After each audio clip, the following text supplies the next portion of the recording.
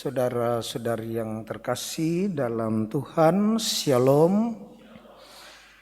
Tidak mungkin ada raja tanpa ratu.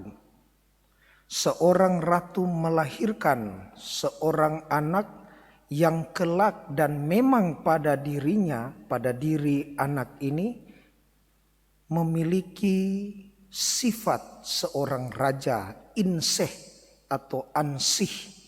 Pada dirinya dia adalah raja. Hari ini gereja memperingati Santa Perawan Maria, Ratu Sorga.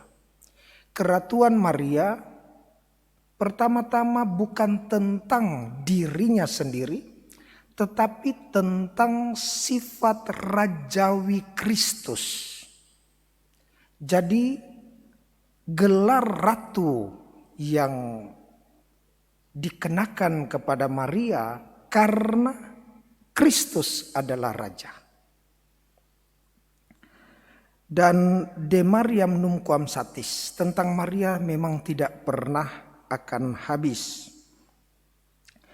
Sebagaimana Raja Salomo dalam 1 Raja-Raja pasal 2 ayat 19, sebagaimana Raja Salomo yang menghormati ibunya Ratu Batsheba, begitu juga Kristus yang menghormati ibunya Sang Ratu, Ibu Ratu.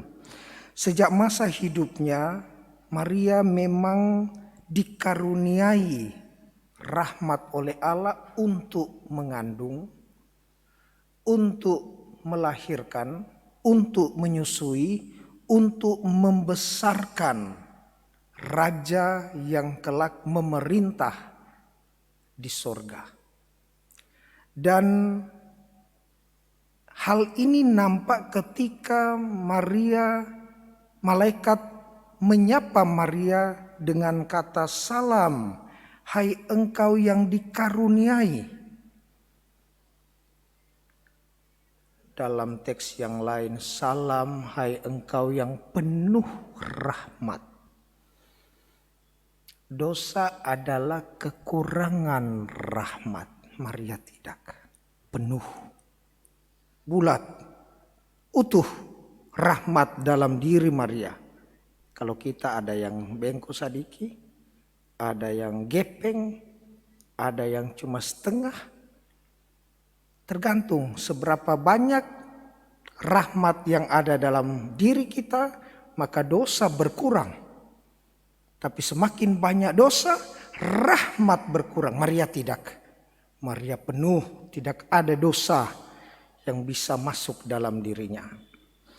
Dan sesudah dialog singkat dalam cerita Injil, Maria mengatakan, sesungguhnya aku ini adalah hamba Tuhan. Jadilah padaku menurut perkataanmu. Sungguh satu ratu yang penuh ketaatan dalam kerendahan hati.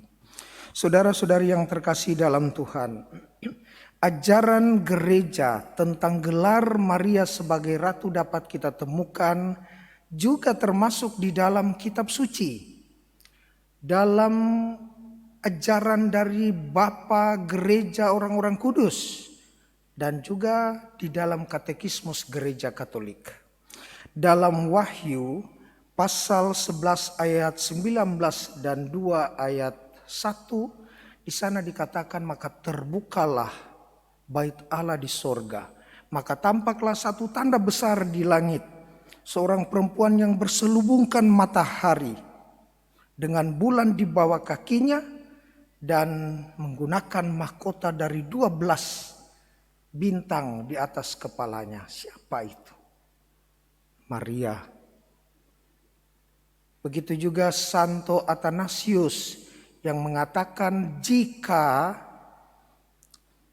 sang anak adalah raja, kalau sang anak adalah raja, maka ibu yang melahirkan anak itu pantas dan sungguh layak dikatakan sebagai seorang ratu dan berkuasa. Athanasius yang lahir pada abad ketiga Dan juga Santo Louis de Montfort, dia mengatakan bahwa Tuhan menjadikan Maria sebagai ratu di bumi dan di sorga, pemimpin pasukan-pasukannya,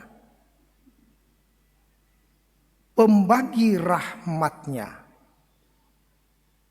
pekerja mujizat-mujizatnya, penghancur musuh-musuhnya, dan penolong yang setia dalam melakukan pekerjaan-pekerjaan dan kemenangannya. Dan akhirnya Katekismus Gereja Katolik nomor 966 yang dikutip dari ajaran Gereja Konsili Vatikan kedua, Lumen Gentium nomor 59 mengatakan demikian.